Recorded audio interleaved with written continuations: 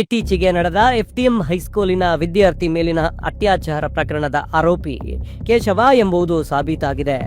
ಈ ಕೇಶವ ವಿದ್ಯಾರ್ಥಿನಿಯ ನೆರೆಮನೆಯವನಾಗಿದ್ದು ವಿದ್ಯಾರ್ಥಿಯೊಂದಿಗೆ ನಿಕಟ ಸಂಪರ್ಕದಲ್ಲಿದ್ದ. ಅದೇ ಸಲುಗೆಯಿಂದ ದೈಹಿಕ ಸಂಪರ್ಕ ಬೆಳೆಸಿ ವಿದ್ಯಾರ್ಥಿನಿಯ ಗರ್ಭಕ್ಕೆ ಕಾರಣನಾಗಿದ್ದ. ಇದೀಗ ವಿದ್ಯಾರ್ಥಿನಿಯ ಭ್ರೂಣ ಮತ್ತು ಆರೋಪಿ ಕೇಶವನ ರಕ್ತದ ಮಾದರಿಯನ್ನ ಪರೀಕ್ಷಿಸಿದಾಗ ಆತನೇ ಅಪ್ರಾಪ್ತ ವಿದ್ಯಾರ್ಥಿನಿಯನ್ನ ಅತ್ಯಾಚಾರ ಮಾಡಿ ಗರ್ಭಕ್ಕೆ ಕಾರಣನಾಗಿದ್ದಾನೆ ಎಂಬುದು ಸಾಬೀತಾಗಿದೆ. ಆದರೆ ಈ ಆರೋಪಿ ಕೇಶವನನ್ನ ಬಚಾವು ಮಾಡಲು ಪ್ರಯತ್ನಿಸಿದ್ದು ನಕಲಿ ಹೋರಾಟಗಾರ ಮಹೇಶ್ ಶೆಟ್ಟಿ ತಿಮರೋಡಿ. ಆತನೇ ಕೇಶವನ ಪರ ವಕೀಲನನ್ನ ನೇಮಿಸಿ ಈ ಪ್ರಕರಣದ ದಿಕ್ಕನ್ನ ತಪ್ಪಿಸಿ ಧರ್ಮಸ್ಥಳ ಶಿಕ್ಷಣ ಸಂಸ್ಥೆಯ ಮೇಲೆ ಗೂಬೆ ಕೂರಿಸಲು ಸರ್ವ ಪ್ರಯತ್ನ ಮಾಡಿದ್ದ. ಆದರೆ ಅವನ ಪ್ರಯತ್ನವೆಲ್ಲ ಇಂದು ವಿಫಲವಾಗಿದೆ.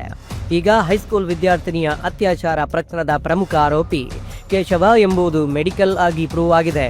ಇದೇ ರೀತಿ ಸೌಜನ್ಯ ಪ್ರಕರಣದಲ್ಲಿ ನೈಜ ಆರೋಪಿ ಸಂತೋಷ್ ರಾವನ್ನ ರಕ್ಷಿಸಿದ್ದು, ಆತನ ಪರ ವಕೀಲನನ್ನ ನೇಮಿಸಿದ್ದು ಹಾಗೂ ಸೌಜನ್ಯ ಕುಟುಂಬದ ತಲೆ ಕೆಡಿಸಿದ್ದು ಇದೇ ಮಹೇಶ್ ಶೆಟ್ಟಿ ತಿಮರೋಡಿ. ಅವನನ್ನು ಜೈಲಿಂದ ತಂದದ್ದೇ ನಾನೇ, ಅದರ ಪೂರ್ತಿ ಖರ್ಚು ಮಾಡಿದ್ದೇ ನಾನೇ.